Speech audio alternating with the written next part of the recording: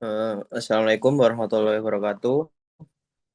Di sini saya akan kami akan menjelaskan tentang atau akan mempresentasikan tentang hasil kerja kami. Saya Aditya Farizal dengan NPI 290. Saya Tegar Nur Fahada dengan NPI 263. Saya Muhammad Farhan Rizky dengan NPI 261. Saya Muhammad Bori, NBI 279. Saya Aldi Fadrawitanto, NBI 27.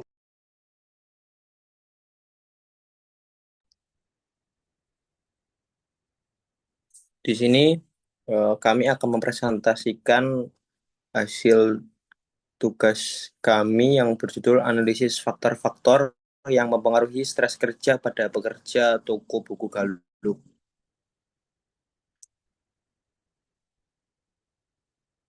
Nah, di sini ada lokasi penelitian, yaitu di Toko Buku Galuh, di Jalan Brigjen Katamso, nomor 1, Kecamatan Waru, Sidoarjo.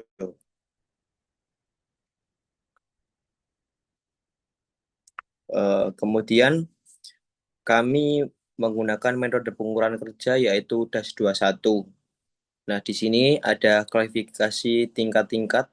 Salah satunya klasifikasi tingkat depresi, untuk normal dari 0 sampai 9, ringan 10 sampai 13, sedang 14 sampai 20, berat 21 sampai 27, sangat berat 28 sampai 42.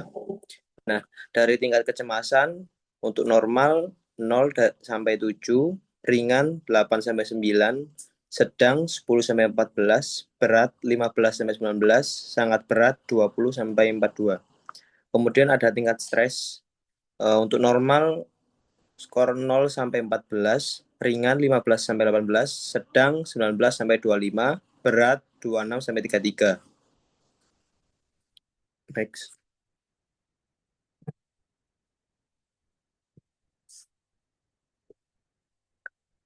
Untuk di sini ada jumlah responden dari usia 20 sampai 25 tahun ada 4 orang, untuk usia 26 sampai 30 tahun ada 4 orang, untuk usia 31 sampai 35 tahun ada 2 orang.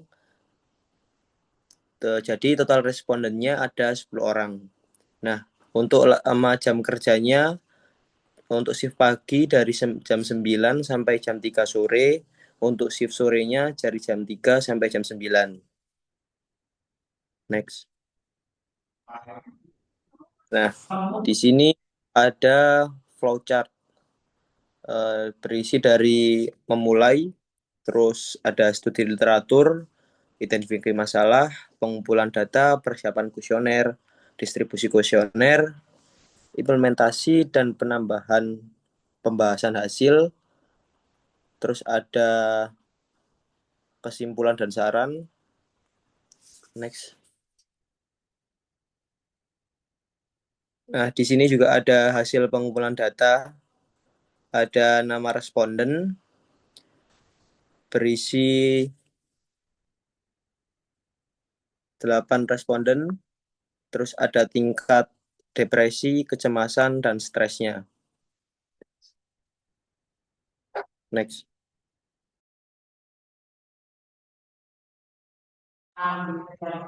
Dan di sini ada nama-nama responden, yaitu Imelda Aza, Nurul Mujadidah, Nur Maimanah, Nurhayati, Risma Sutrisno, dan Yunifita Anggraini.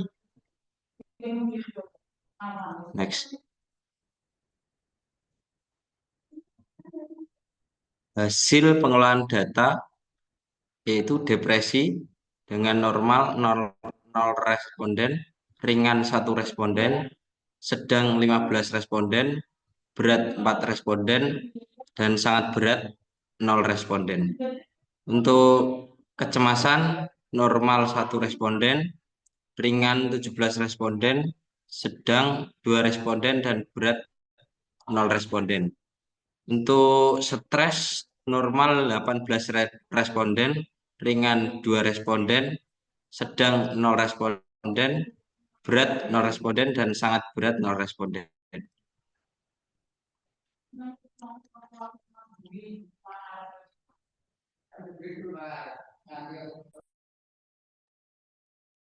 Berikut ini adalah analisa hasil.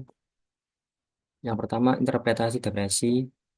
Depresi ringan terdapat satu responden, yaitu hanya satu karyawan yang mengalami tingkat depresi.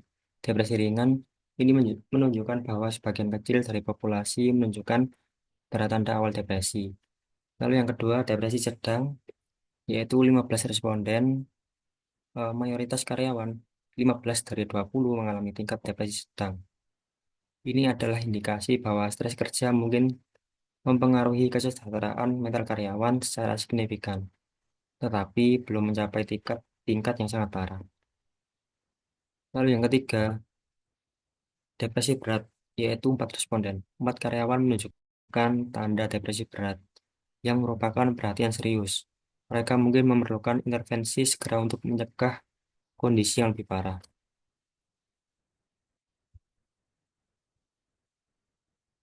Lalu yang keempat, interpretasi kecemasan.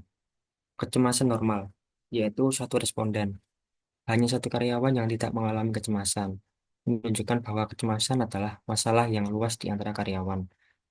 Lalu berikutnya, kecemasan ringan, yaitu 17 responden. Sebagian besar karyawan, 17 dari 20, mengalami kecemasan ringan. Ini menunjukkan bahwa banyak karyawan merasa cemas, tetapi tidak sampai tingkat yang mengganggu fungsi sehari-hari. Yang terakhir, kecemasan sedang, yaitu 2 responden. Mengalami kecemasan sedang yang menunjukkan bahwa kecemasan mereka mulai mempengaruhi kesejahteraan dan kinerja mereka di tempat kerja.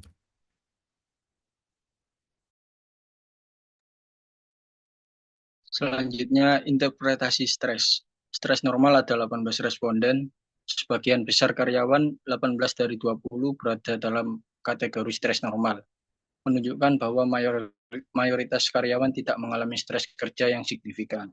Selanjutnya, untuk stres ringan ada 2 responden. Hanya 2 karyawan yang mengalami stres ringan, menunjukkan bahwa sebagian kecil dari populasi merasakan tekanan yang sedikit lebih tinggi, tetapi tidak cukup untuk menjadi perhatian besar.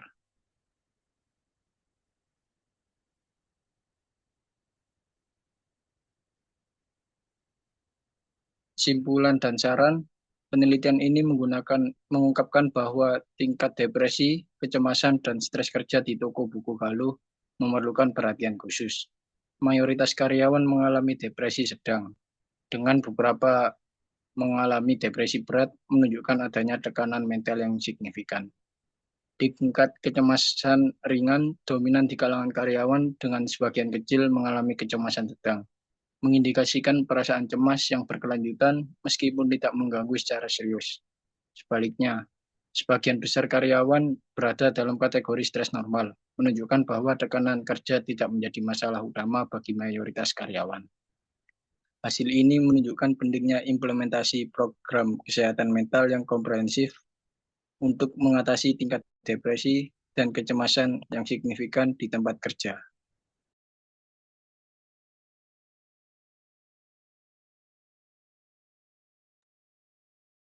Lalu ada saran yaitu menambahkan karyawan pria untuk mengurangi beban kerja, yaitu rekrutmen karyawan pria. Menambahkan karyawan pria dapat membantu mendistribusikan beban kerja secara lebih merata. Lalu menambahkan lagu-lagu yang bervolume kecil sampai sedang untuk mengurangi rasa depresi dan menambah semangat kerja. Putar lagu-lagu dengan volume kecil hingga sedang dapat menciptakan suasana kerja yang lebih nyaman dan menyenangkan.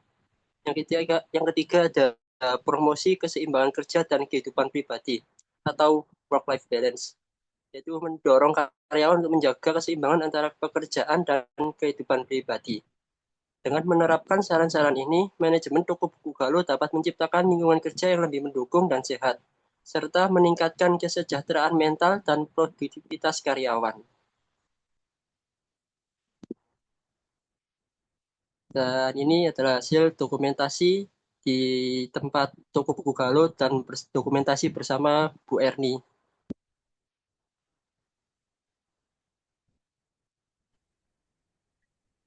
Sekian dari kelompok kami.